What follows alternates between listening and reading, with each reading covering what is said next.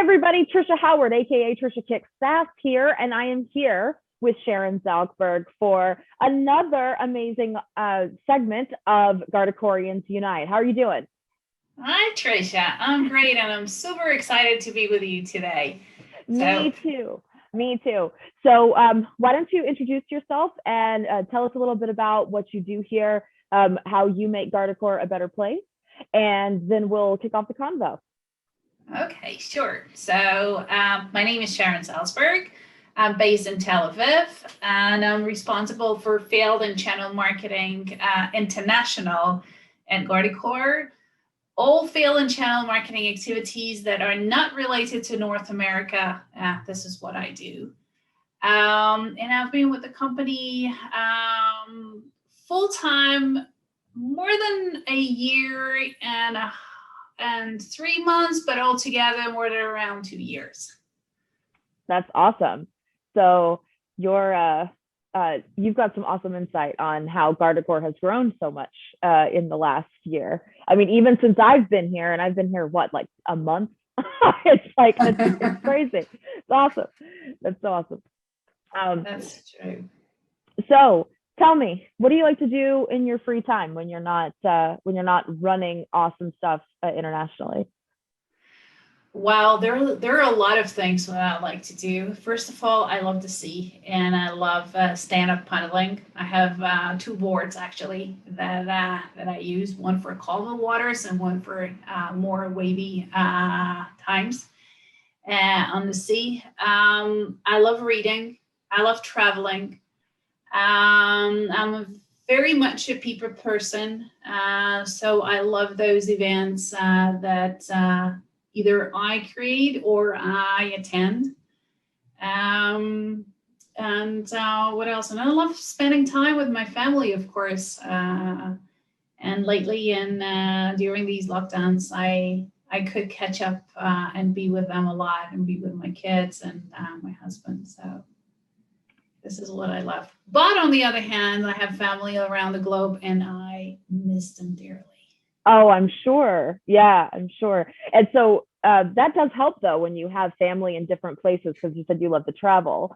So what's your favorite place that you've ever been to, and what's a place that you have not been to yet but that you want to go to? So there are a lot of places around the globe that I really like to go. Let's start where I'm dreaming to go. I've never been to. That's Norway and Iceland. Maybe this year I will manage. One of my biggest dreams that became true, it was Australia. I also have family in Australia, and I was lucky to travel there with work and to see my cousins there. So I love Australia very much, and I've been around South America a lot. My husband is from there, and I love nature in South America. It's just amazing, and there are a lot of places that I still haven't been to, but I'm planning to go. Just one of the places that I can name is Costa Rica and Galapagos and Ecuador. I used to go quite often to Europe, to different countries, and every in each country has its own specialty, its own rhythm, the foods, the culture. So I'm just very much open. And of course, I have family in several places in the U.S., just like in Dallas, where you're based. And I love to see them. I'm dying. I'm dying to hug them again. Yeah, I imagine. I cannot wait until we can start traveling again, safely.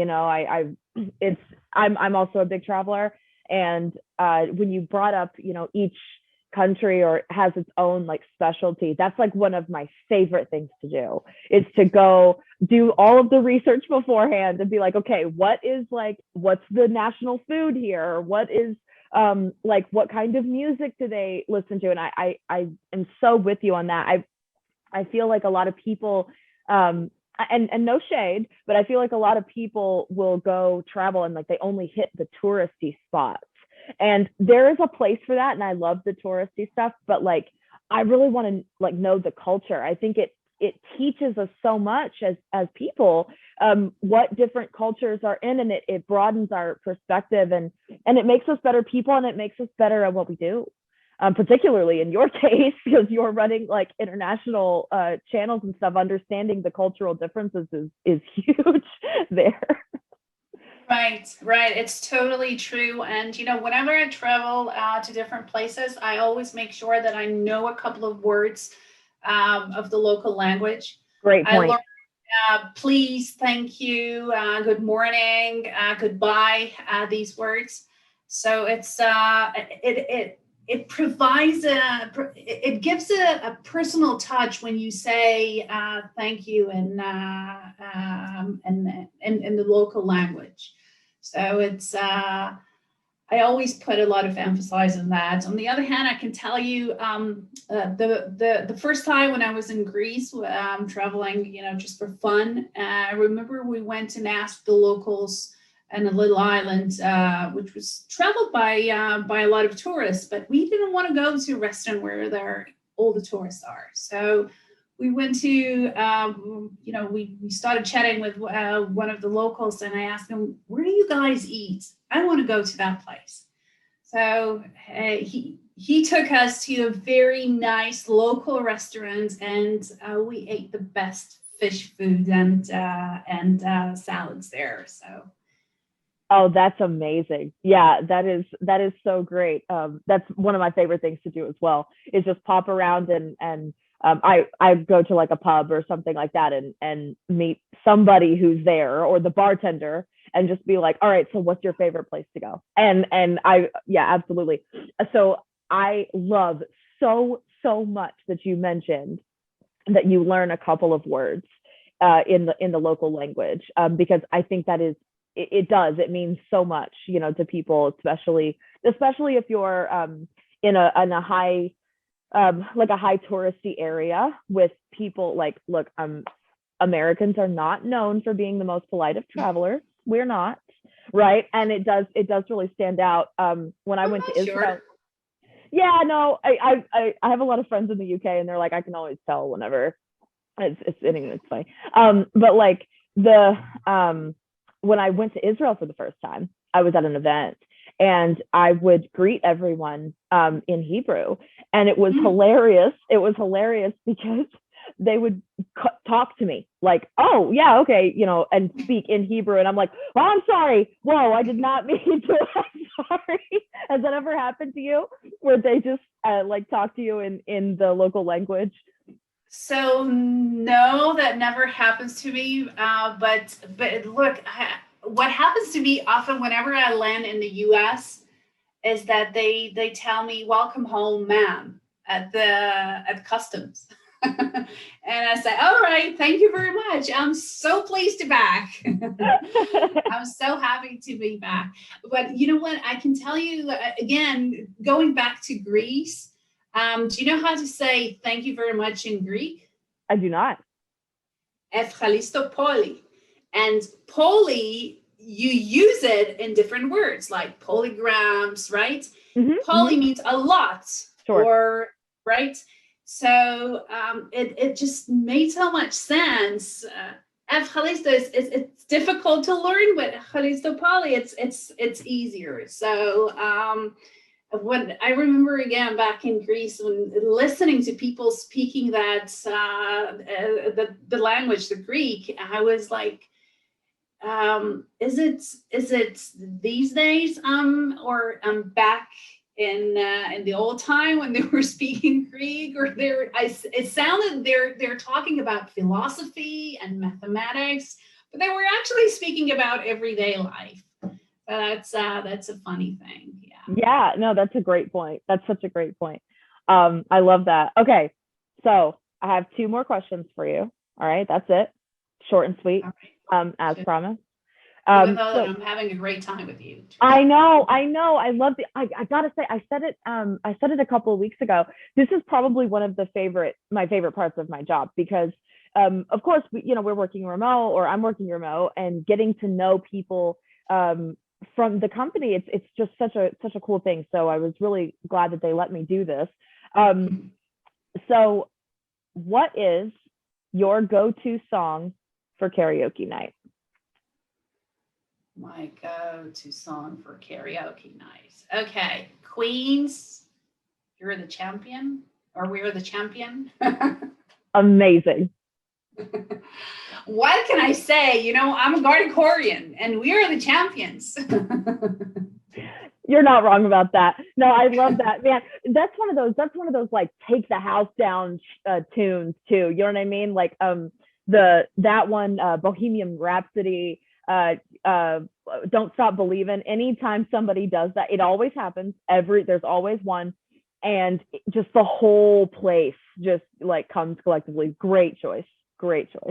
I knew you would like it. Yeah, I do. And you're right about us being champions, because we are here, which ties well into my last question. So what do you love most about being a Guardicorian and being part of this awesome team?